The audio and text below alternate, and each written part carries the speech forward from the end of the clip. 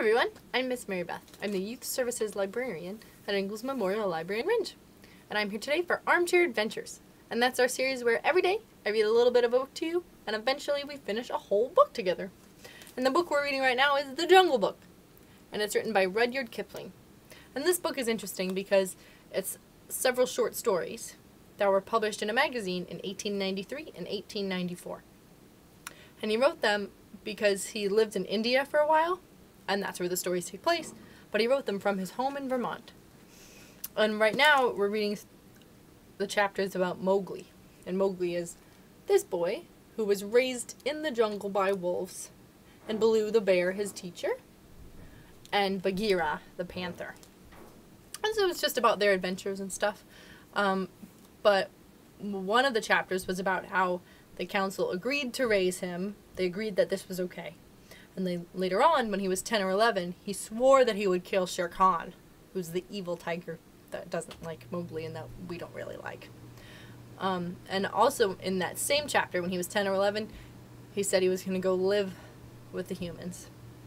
Because he never lived with humans, so he didn't know what that was like. So that was what was going on. And in another chapter, he got captured by the monkeys, and then Baloo and Bagheera and Kaa, the python, all helped him escape. That was one chapter. And now the name of this chapter that we're reading today is called Tiger, Tiger. And let's see what happens in this one. Maybe he's going to get Shere Khan? I don't know. This is my first time reading the Jungle Book, so I'm pretty excited. I'm reading it right along with you guys. And it starts out with this poem. What of the hunting, hunter bold? Brother, the watch was long and cold. What of the quarry ye went to kill? Brother, he crops in the jungle still. Brother, where is the power that made your pride? Brother, it ebbs from my flank and side. Where is the haste that ye hurry by? Brother, I go to my lair to die. It's kind of ominous, isn't it? Let's see what happens in this chapter called Tiger, Tiger. When Mowgli left the wolf's cave after the fight with the pack at the Council Rock, he went down to the plowed lands where the villagers lived, but he would not stop there because it was too near the jungle, and he knew that he had made at least one bad enemy at the council. So Mowgli hurried on, keeping to the rough road that ran down the valley, and he followed it at a steady jog trot for nearly 20 miles, till he came to a country that he did not know. The valley opened out into a great plain dotted with rocks and cut up by ravines. At one end stood a little village, and at the other the thick jungle came down in a sweep to the grazing grounds, and stopped there as though it had been cut off with a hoe. All over the plain, cattle and buffaloes were grazing, and when the little boys in charge of the herd saw Mowgli, they shouted and ran away, and the yellow prairie dogs that hang about every Indian village barked. Mowgli walked on, for he was feeling hungry. And when he came to the village, he saw the big thorn bush that was drawn up before the gate at twilight, and it was pushed to one side. Humph, he said, for he had come across more than one such barricade in his night rambles after things to eat. So men are afraid of the people of the jungle here also. He sat down by the gate, and when a man came out, he stood up, opened his mouth, and pointed down it to show that he wanted food. The man stared, and ran back up the one street of the village, shouting for the priest. He was a big fat man dressed in white, with a red and yellow mark on his forehead. The priest came to the gate, and with him at least 100 people, who stared and talked and shouted and pointed at Mowgli. They have no manners, these menfolk, Mowgli said to himself. Only the gray ape would behave as they do. So he threw back his long hair and frowned at the crowd. What is there to be afraid of? Said the priest. Look at the marks on his arms and legs. They are the bites of wolves. He is but a wolf child run away from the jungle. Of course, in playing together, the cubs had often nipped Mowgli harder than they intended, and there were white scars all over his arms and legs. But he would have been the last person in the world to call these bites, for he knew what real biting meant. "Aree, aree," said 2 or 3 women together. "To be bitten by wolves, poor child!" He is a handsome boy. He has eyes like red fire.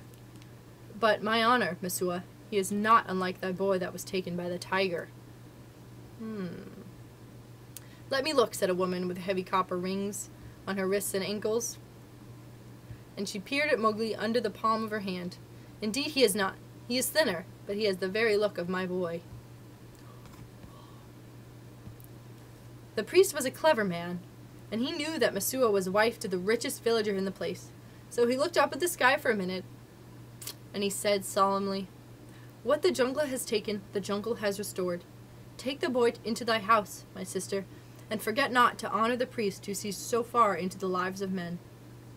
"By the bull that brought me," said Mowgli to himself, "but all this talking is like another looking over by the pack. Well, if I have a man I must be." The crowd parted as the woman beckoned Mowgli to her hut, but where there was a red lacquered bedstead, a great earthen grain chest with funny raised patterns on it, half a dozen copper cooking pots, an image of a Hindu god in a little alcove, and on the wall a real-looking glass, as such as they sell at the county fairs for 8 cents. The woman gave him a long drink of milk and some bread, and then she laid her hand on his head and looked into his eyes, for she thought perhaps that he might be her real son come back from the jungle where the tiger had taken him. So she said, "Nathu, oh, Nathu." Mowgli did not show that he knew the name. "Dost thou not remember the day when I gave thee thy new shoes?" She touched his foot, and it was almost as hard as thorn. "No," she said sorrowfully. "Those feet have never worn shoes, but thou art very like my Nathu, and thou shalt be my son."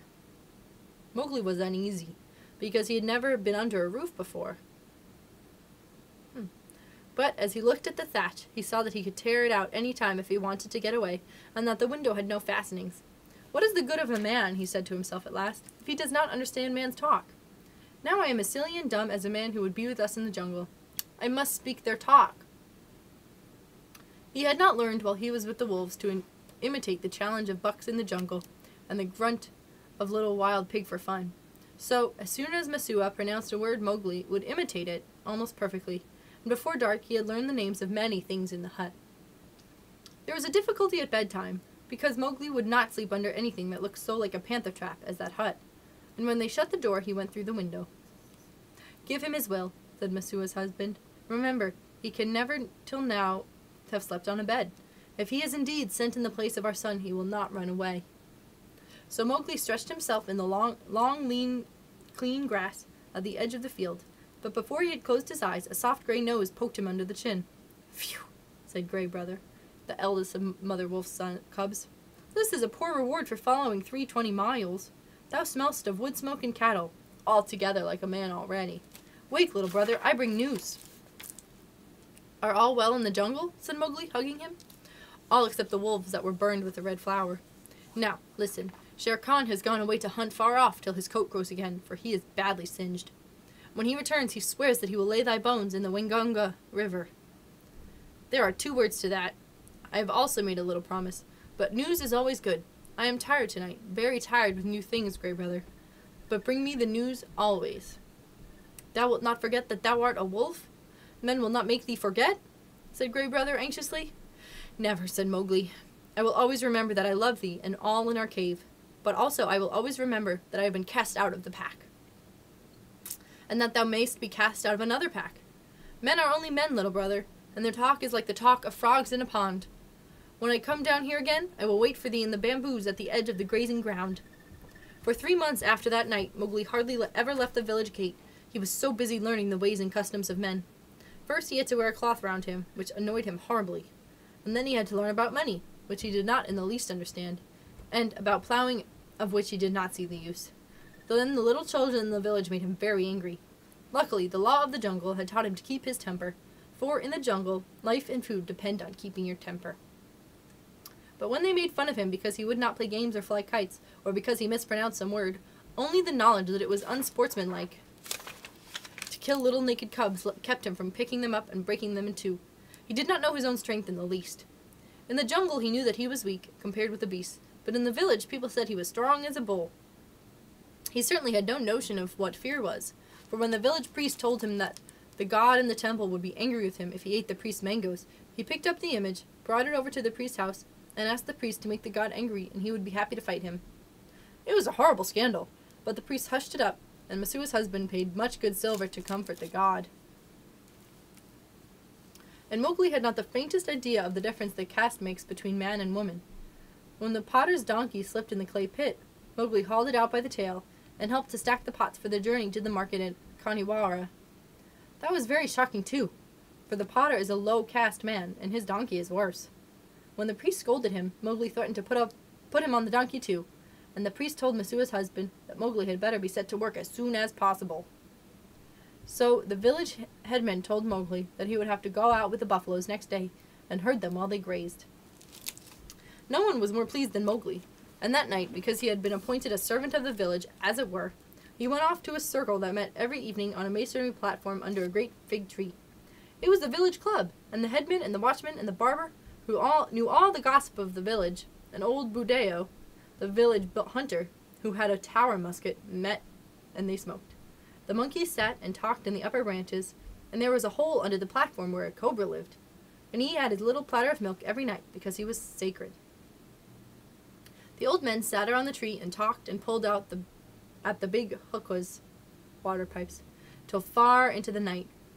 They told wonderful tales of gods and men and ghosts, and Buldeo told even more wonderful ones of the ways of the beasts in the jungle, till the eyes of the children sitting outside the circle bulged out of their heads. Most of the tales were about animals, for the jungle was always at their door. The deer and the wild pig grubbed up their crops, and now and again the tiger carried off a man at twilight, within sight of the village gates. Mowgli, who naturally knew something about what they were talking of, had to cover his face not to show that he was laughing, while Buldeo, the tower musket across his knees, climbed on from one story to another, and Mowgli's shoulders shook with laughter. Buldeo was explaining how the tiger that had carried away Messua's son was a ghost tiger, and his body was inhabited by the ghost of a wicked old moneylender who had died some years ago. And I know that this is true, he said, because Prune Das always limps from the blow that he got in a riot when his account books were burned, and the tiger that I speak of limps too, for the tracks of his pads are unequal. Remember, Shere Khan's feet, he limps too, his feet are unequal. True, true, that must be the truth, said the greybeards, all nodding together. Are all these tales such cobwebs and moon talk? Said Mowgli.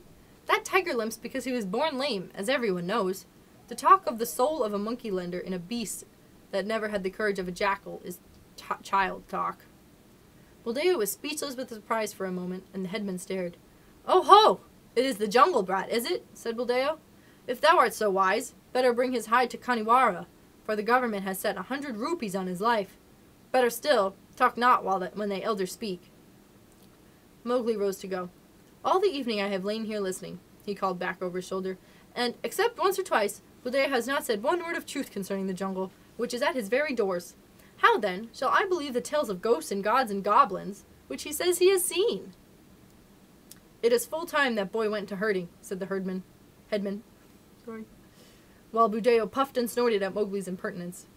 The custom of most Indian village is for a few boys to take the cattle and buffaloes out to graze in the early morning and bring them back at night. The very cattle that would trample a white man to death, to allow themselves to be banged and bullied and shouted at by children that hardly come up to their noses. So, as long as the boys keep with the herds, they are safe, for not even the tiger will charge a mob of cattle. But if they straggle to pick up flowers or hunt lizards, they are sometimes carried off. Mowgli went through the village street in the dawn, sitting on the back of Rama, the great herd bull. The slaty bull buffaloes, with their long backward-sweeping horns and savage eyes, rose out of their byres, one by one, and followed him, and Mowgli made it very clear to the children with him that he was the master. He beat the buffaloes with a long, polished bamboo, and told Kamya, one of the boys, to graze the cattle by themselves, while he went on with the buffaloes, and to be very careful not to stray away from the herd. An Indian grazing ground is all rocks and scrubs and tussocks and little ravines, among which the herds scatter and disappear.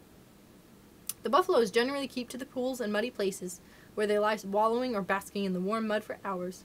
Mowgli drove them on to the edge of the plain where the Waingunga came out of the jungle, and when he dropped from Rama's neck, he trotted off to a bamboo clump and found Gray Brother. Ah, said Gray Brother, I have waited here very many days. What is the meaning of this cattle herding work? It is an order, said Mowgli. I am a village herd for a while. What news of Shere Khan? He has come back to this country, and he has waited a long time for thee. Now he has gone off again, for the game is scarce. But he means to kill thee, Mowgli. Very good, said Mowgli. So long as he is away, do thou or one of the 4 brothers sit on that rock, so that I can see thee as I come out of the village. When he comes back, wait for me in the ravine by the tree in the center of the plain. We need not walk into Shere Khan's mouth." Then Mowgli picked out a shady place and lay down and slept while the buffaloes grazed around him. Herding in India is one of the laziest things in the world. The cattle move and crunch and lie down, and move on again, and they do not even low. They only grunt, and the buffaloes very seldom say anything, but get down into the muddy pools one after another, and work their way into the mud till only their noses and staring china blue eyes show above the surface, and then they lie like logs. The sun makes the rocks dance in the heat, and the herd children hear one kite, never any more, whistling out of sight overhead, and they know that if they died, or a cow died, that kite would swoop down, and the next kite miles away would see him drop and follow, and the next, and almost before they were dead, there would be a score of hungry kite birds coming out of nowhere. Then they sleep and wake and sleep again, and they weave little baskets of dried grass and put grasshoppers in them, or they catch two praying mantises and make them fight, or they string a necklace of red and black jungle nuts, or they watch a lizard basking on a rock, or a snake hunting a frog near the wallows. Then they sing long, long songs with odd native quavers at the end of them, and the day seems longer than most people's whole lives, and perhaps the herders make a mud castle with mud figures out of men and horses and buffalo, and they put reeds into men's hands, and pretend that they are kings and the figures are their armies, or that they are gods to be worshipped. Then evening comes, and the children call, and the buffaloes lumber up out of the sticky mud with noises like gunshots going off one after the other, and they all string across the gray plain back to the twinkling village lights. Day after day, Mowgli would lead the buffaloes out to their wallows, and day after day he would see Gray Brothers back 1.5 miles away across the plain, so he knew that Shere Khan had not come back. And day after day he would lie on the grass, listening to the noises around him, and dreaming of old days in the jungle. If Shere Khan had made a false step with his lame paw up in the jungles by the Waingunga, Mowgli would have heard him in those long, still mornings. At last a day came when he did not see Gray Brother at the signal place, and he laughed and headed the buffalo for the ravine by the tree, which was all covered with golden red flowers. There sat Gray Brother, every bristle on his back lifted. "He has hidden for a month to throw thee off thy guard. He crossed the ranges last night with Tabaqui, hot foot on thy trail," said the wolf, panting. Mowgli frowned. "I am not afraid of Shere Khan, but Tabaqui is very cunning." "Have no fear," said Gray Brother, licking his lips a little. "I met Tabaqui in the dawn. Now he's telling all his wisdom to the kites, but he told me everything before I broke his back. Shere Khan's plan is to wait for thee at the village gate this evening, for thee and for no one else. He's lying up now, in the big dry ravine of the Waingunga." "Has he eaten today?" asked Mowgli, "or does he hunt empty?" For the answer meant life and death to him. "He killed at dawn, a pig, and he has drunk too. Remember, Shere Khan could never fast, even for the sake of revenge." "Oh, fool, fool! What a cub's cub it is! Eaten and drunk too? And he thinks that I shall wait till he has slept? Pfft! Now, where does he lie up? If there were but 10 of us, we might pull him down as he lies. These buffalo will not charge unless they wind him, and I cannot speak their language. Can we get behind his track so they may smell it?" "He swam far down the Waingunga to cut that off," said Gray Brother. Excuse me. "Tabaqui told him that, I know. He would never have thought of it alone." Mowgli stood with his finger in his mouth, thinking.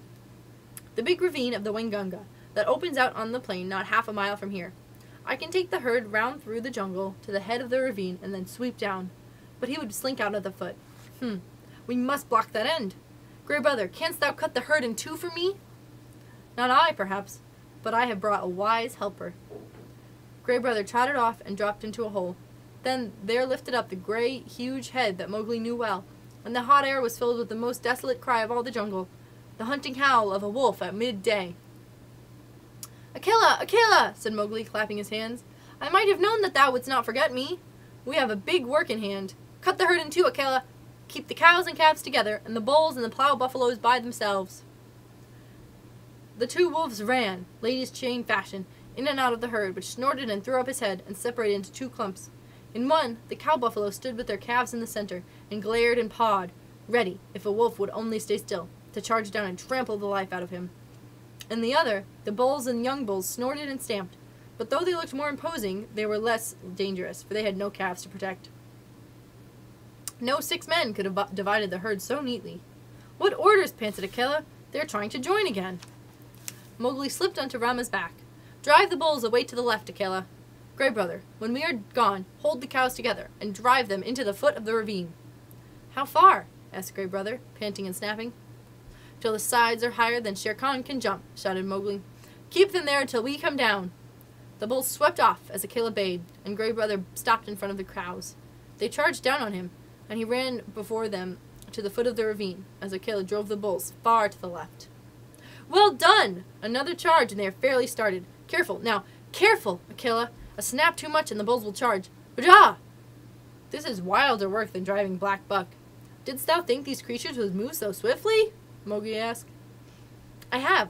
I've hunted these too in my time, gasped Akela in the dust. Shall I turn them into the jungle? Aye, turn! Swiftly turn them! Rama is mad with rage. Oh, if I could only tell him what I need of him today. The bulls returned, to the right this time, crashed into the standing thicket. The other herd were children, watching them with the cattle half a mile away, hurried to the village as fast as their legs could carrying them, crying that the buffaloes had gone mad and that they had run away. But Mowgli's plan was simple enough. All he wanted to do was to make a big circle uphill and get at the head of the ravine, and then take the bulls down it and catch Shere Khan between the bulls and the cows. For he knew that after a meal and a full drink, Shere Khan would not be in any condition to fight or to clamber up the sides of the ravine. He was soothing the buffaloes now by voice, and Akela had dropped far to the rear, only whimpering once or twice to hurry the rear guard. It was a long, long circle, for they did not wish to get too near the ravine and give Shere Khan warning. At last Mowgli rounded up the bewildered herd at the head of the ravine on a grassy patch that sloped deeply down to the ravine itself. From that height you could see across the tops of the trees down to the plain below. But what Mowgli looked at was the sides of the ravine, and he saw that with a great deal of satisfaction that they ran nearly straight up and down, while the vines and creepers that hung over them would give no foothold to a tiger who wanted to get out. Let them breathe, Akela, he said, holding up his hand. They have not yet winded him.